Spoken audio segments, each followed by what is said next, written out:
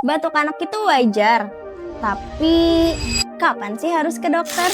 Nah, kalau batuk anak lebih dari 2 minggu, makin parah atau disertai demam, sulit napas, bahkan susah tidur, itu tandanya perlu dicek ke dokter ya.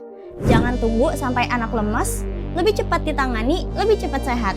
Karena anak sehat, hati orang tua pun tenang. Yuk, peka dari sekarang, follow akun ini untuk informasi berikutnya.